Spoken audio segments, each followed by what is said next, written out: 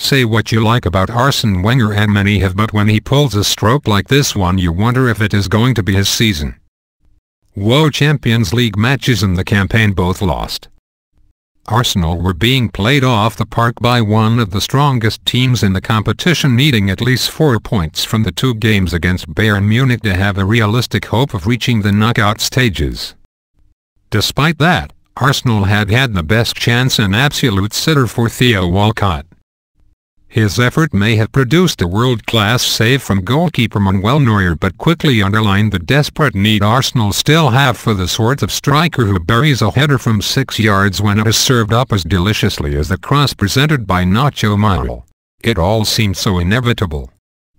Because Arsenal have never bested Bayern Munich in European competition, and the German champions, who also pride themselves on being run in the right way, have dumped the Gunners out of the Champions League in 2 of the last 3 seasons. Each summer, managers sit and think about how things can be improved in the next season, and opinion appears to be divided on the matter. Every other manager in the top flights of the 5 major leagues in Europe says it is by improving your roster of outfield players. Wenger says it is not. His failure to sign a major striker this summer, in particular, has been masked by the return to form of Alexis Sanchez, but his claim there were no strikers from heaven as a reason for not spending has turned out to be an absurd one. After 15 goals in his previous 7 games, even God himself is wearing a #9 Robert Lewandowski shirt. So the Emirates sat and waited for the finishing touch to be applied. Sure enough, 15 minutes from time, the Poland international galloped through. Looking up, he was presented with a huge frame of Petr Cech, shot early, and watched as a giant claw turned the ball over the bar. A fortnight ago he would have found David Ospina in front of him. Thankfully he was ruled out last night with a shoulder problem. Hopefully the true shoulder problem is that he had been given the cold one by Wenger after throwing the ball into his own goal against Olympiacos. Because goalkeepers, it turns out, are quite important in football. Just ask Neuer. Because barely an hour after he was being compared to everybody from Gordon Banks to David Seaman, he inexplicably charged off his goal line to collect a hopeful Arsenal punt, only to miss the ball completely.